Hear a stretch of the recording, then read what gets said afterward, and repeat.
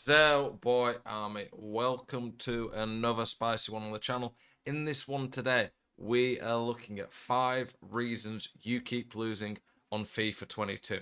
This video is going to start off with one tip built around tactics in your team, and then the second to the fifth, 4 of them are going to be specific gameplay mistakes that I see lots of people making when they play against me, mistakes that I know I make when I start to play worse, and these mistakes often lead to you losing games that you shouldn't.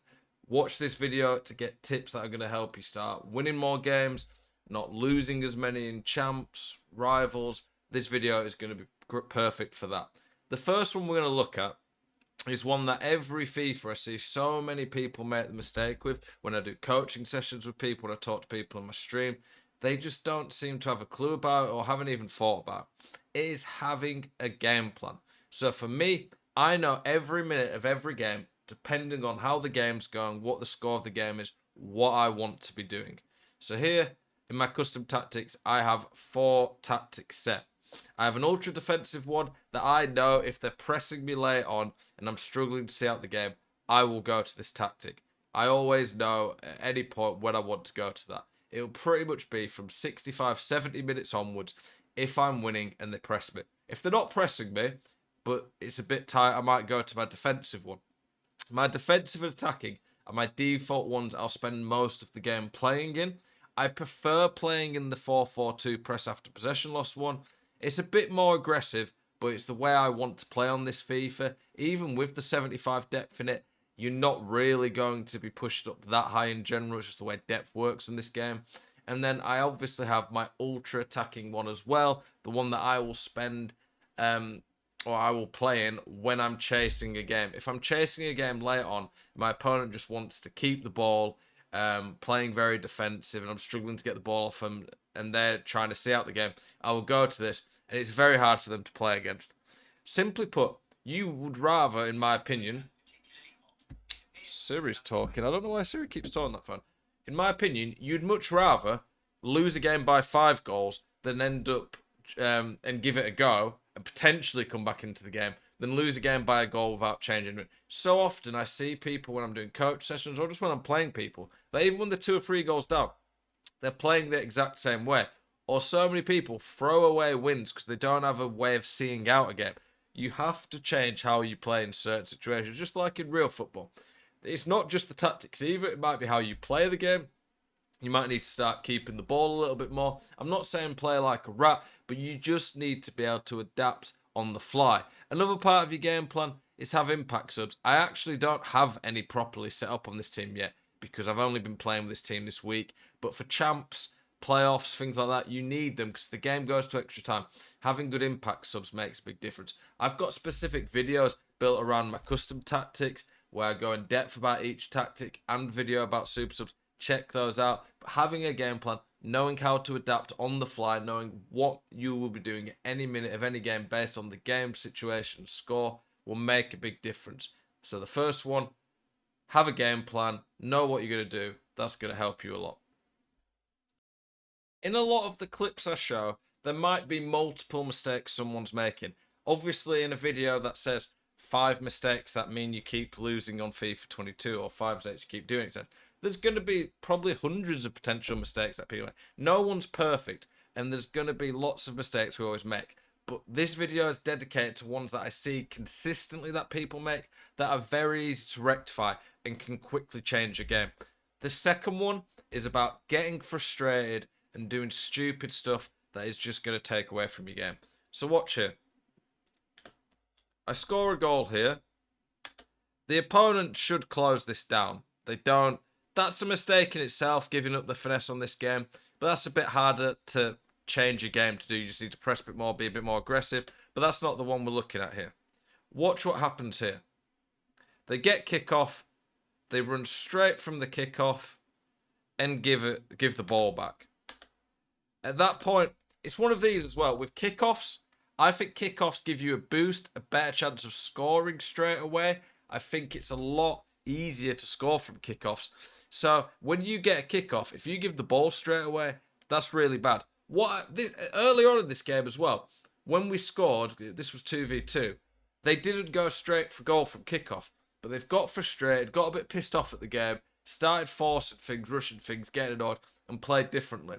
Ultimately, if you get a kickoff and you just run the ball forward from it, you're like going to be 2 men versus 8.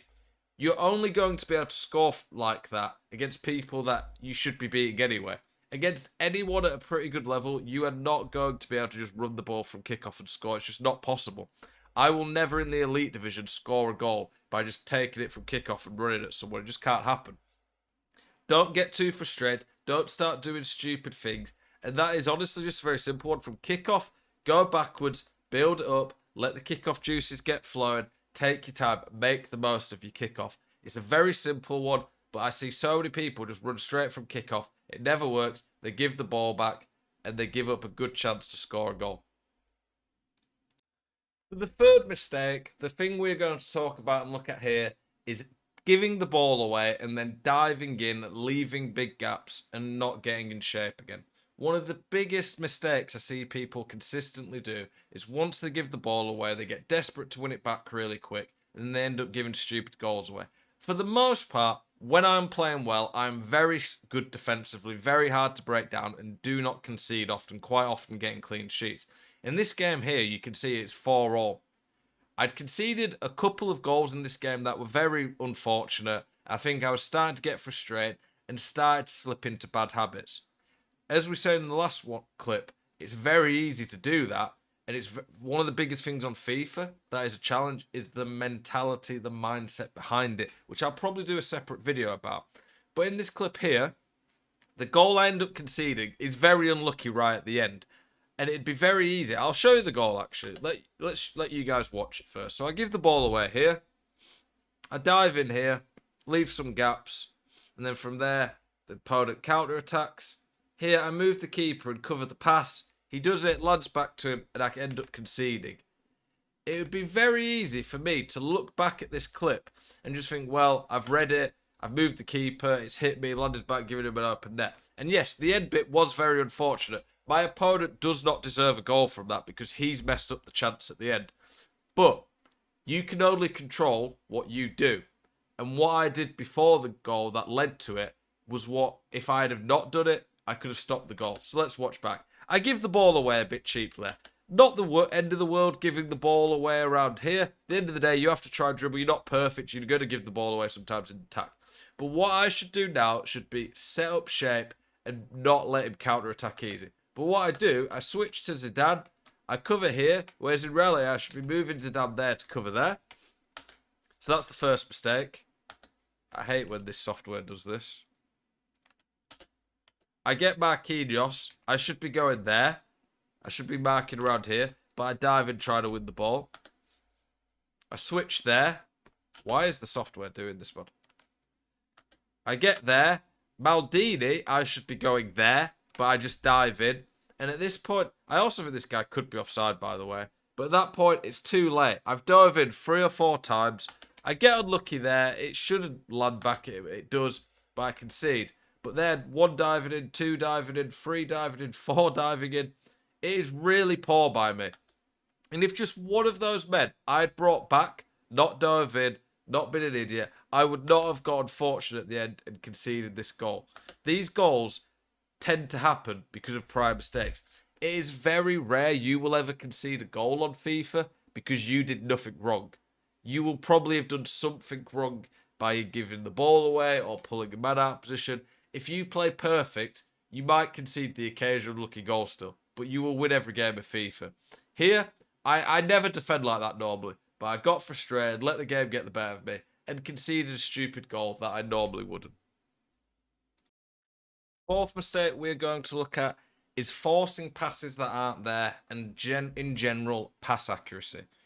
One of the big things I always tell people that can instantly improve them at FIFA is upping their pass accuracy. Simply put, if you have 100% pass accuracy, you are never giving your opponent the ball unless they tackle you. If you have 95% pass accuracy, it means 1 in 20 of your passes are going back to the opponent. If you have 90%, that doubles. It goes to 1 in 10 passes are going back to your opponent. If you have 80%, 1 in 5 passes you do are going back to your opponent. Most goals are going to take more than 5 passes. If you're giving the ball back 1 in 5 times to your opponent, you're going to struggle to build up attacks, score goals, and in turn, if you don't have the ball, you can't score. If your opponent has the ball, they've got more chance of scoring. So many people force passes, they play predictable, they just go for the same passes, they don't really think much about what they're doing. I think on this game, passing at times, there are some bugs around it. But what I would say is, I think for the most part, when the passing works, if you think properly about it, passing on this game can actually be quite good. But when you don't think, you just go into autopilot, which so many people do, especially when they play a lot of games in a row. They start making stupid passes, the pass accuracy goes down, and it ends up leading to silly goals. Watch this here. This is quite a good play by me. So my opponent gets the ball after I've hit the post. And watch here. You can see here on the radar, I've right stick switched to my right back because I know in this position pretty much all the time what happens is the opponent will look to play the pass down the line. This is a good little tip for you, by the way. Quite often when they do this, this is what they want. So in this position, I would switch to your fullback, jump in front, and see what I do here. I jump in front, so now I'm ahead of him. No one here is going to be able to play a through ball perfect down the line that's going to go there with Nuno Mendes or whatever the left back was called. I get the ball here. It leads to a really good chance. This is actually a really nice goal I score. Can watch it back. So I put my opponent under a bit of pressure. Intercept it. Do the pass. Really nice back heel finish by Ginola. But all this has come from my opponent giving the ball away cheaply. Watch it again. Here, in reality, all he has to do there is he can turn and pass to Kimpembe. And if he passes to him, he can go to one of these guys. He's got plenty of time and space. If he turns and I mark it, well, he just goes back down the line. But instead, he forces the predictable pass. And once you get to a higher level and you start playing better people, they're going to start doing stuff like I did there, switching, reading the obvious passes. And all that leads to him going 1-0 down. One simple bad pass led to him going 1-0 down. Goals change games. On this game, it is a bit too easy, in my opinion, to keep the ball. So if you do one bad pass and concede from it, that can change the whole course of the game. I think on this game, it's one of these where I don't think it's that easy to break people down. The new patch has come out today, which I'm going to be testing. Maybe that's changed things a bit. But in the first few weeks of this game, if someone's good at defending, it's very hard to break them down. But one of the main ways I see that I concede when I'm not playing well and my opponents concede is giving the ball away stupidly, getting counter-attacked and being caught out of position. Up your pass accuracy, think more about it. Don't do silly, predictable passes that are going to lead to goals for your opponent. And from there, you'll improve a lot. Also, what on earth is that still of me here on my camera? That is an interesting face I pulled there, but it was a pretty fantastic goal by Ginola. A lot of the mistakes we've talked about in this video have been revolving more around defending. Because honestly, I think on this game, if you defend properly and make yourself hard to beat, it is very hard to break someone down on this game. Most people lose games because they give away cheap goals. Not normally because they can't attack all, but normally because they're just giving away silly goals. This fifth one here is going to be about ball watching and not marking runs. Simply put, a lot of people just concede stupid goals because they don't mark runs in behind. Let's watch the goal that I score here.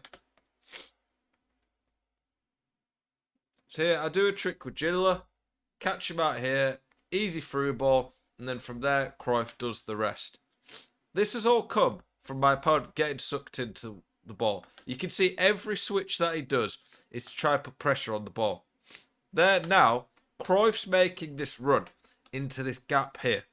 This really, honestly, he should have either been covering there or switching to one of these two and marking this space. The danger is not Ginola 35 yards out right now. I know you're probably thinking, okay, finesse is pretty dangerous, but I'm not in a good position to just turn and finesse this. The danger is Cruyff running through and goal. And if finishing in the box gets better and keeps get worse, it's going to be even more important. Right now, on the previous patch, quite often what would happen is you'd get a good chance at the box and then save it. But from what I'm seeing, you're not going to get bailed out as much like that. Look at the space I've got here. You can see here he panic switches at the last second, but it's too late. So many people on this game get lulled in by tricks and just dive in and do stupid stuff. I would recommend that you have a few good tricks in your locker honestly, I wouldn't just spam them, but I think they're worth having sometimes. Simply put, to just put your opponent off. If you don't do any tricks, your opponent has less to think about. If you add tricks to your game, it gives your opponent more to think about and can distract them. Ultimately here, Ginola is just a decoy. He's just trying to create space for Cruyff to get in, and from there, score an easy goal. Ball watching, getting sucked in, is a big mistake a lot of people make.